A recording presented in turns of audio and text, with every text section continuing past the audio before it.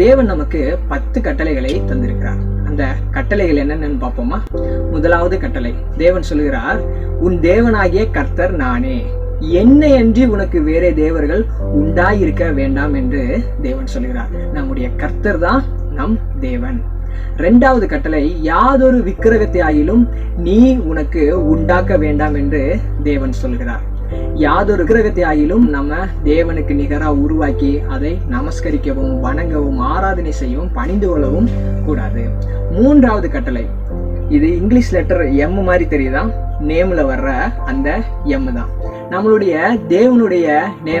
தேவனுடைய நாமத்தை நம்ம வீணாய் வழங்க கூடாது. மூணாவது கட்டளை என்ன? உன் தேவனாகிய கர்த்தருடைய நாமத்தை வீணிலே வழங்காதிருப்பாயாக அப்படிங்கிறது தான் மூணாவது கட்டளை. நான்காவது கட்டளை என்னன்னு பார்த்தோம்னு சொன்னா, நமக்கு 4 திசைகள் உண்டு, நார்த், ஈஸ்ட், வெஸ்ட், சவுத்னு சொல்லி. ஆண்டவர் என்ன விரும்புகிறார்?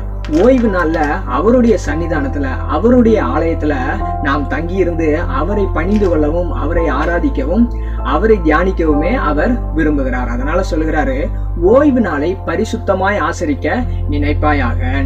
அந்த நாள்ல நம்ம வேற இந்த 4 திசைகளுக்கும் போய் வேற எந்த காரியத்தையும் நம்ம செய்யக்கூடாது. ஐந்தாவது கட்டளை, உன் தகப்பனையும் உன் தாயையும் கனம் பண்ணுவாயாகன்னு சொல்லி தேவன் சொல்கிறார். நம் பெற்றோரை நம்ம என்ன செய்யணும்? கனம் பண்ணணும். நம்ம அப்பா அம்மாவை நம்ம என்ன செய்யணும்? கனம் பண்ணணும். அதுதான் 5வது கட்டளை. 6வது கட்டளை என்ன சொல்றாரு? கொலை செய்யாதிருப்பாயாகன்னு சொல்லி தேவன் சொல்கிறாரு. நம்ம யாரையும் கொலை செய்ய கூடாது. ஒரு ஸ்திரீய எல்லாரும் கல்லெறிய வருவாங்க. அப்ப ஏசப்பா அந்த ஸ்திரீய மன்னிச்சுட்டு அவர் சொல்லுவாரு, நீ இனி பாவம் செய்யாத அப்படின்னு சொல்லி அந்த ஸ்திரீட்ட சொல்லுவாரு. அந்த ஸ்திரீ செஞ்ச பாவம் என்ன? விபச்சாரம். அதனாலதான் அந்த ஸ்திரீ எல்லாரும் குற்றப்படுத்தி அந்த ஸ்திரீ மேல கல்லெறிஞ்சு அந்த ஸ்திரீய கொல்லணும்னு நினைச்சாங்க. அதனால அந்த பாவத்தை நம்ம செய்யக்கூடாது. 7வது கட்டளை என்ன? விபச்சாரம் செய்யாதிருப்பாயாக. 8வது கட்டளை, சில நாடுகள்ல திருடுனா விரல வெட்டிடுவாங்களாம். அப்போ 8வது கட்டளை என்ன? நம்ம களவு செய்யக்கூடாது. களவு செய்யாதிருப்பாயாக அப்படிங்கிறதுதான் 8வது கட்டளை.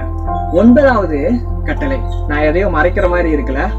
ஆமா, நம்ம உண்மையை மறைச்சு பொய் சாட்சி சொல்லக்கூடாது. பிறனுக்கு விரோதமாய் பொய் சாட்சி சொல்லாதிருப்பாயாக அப்படிங்கிறது தான் 9வது கட்டளை. 10வது கட்டளை, பிறனுக்குள்ள யாதொன்றையும் இச்சியாதிருப்பாயாக. பிறருடைய மனைவியோ கணவனையோ அவருடைய பொருட்களையோ வேலைக்காரரையோ வேலைக்காரியோ அது எனக்கு வேணும், அதை நான் பறித்து கொள்ளணும், அதை எனக்குரியதை ஆக்கி கொள்ளணும்னு சொல்லி நம்ம இச்சிக்க கூடாது. அதுதான் 10வது கட்டளை.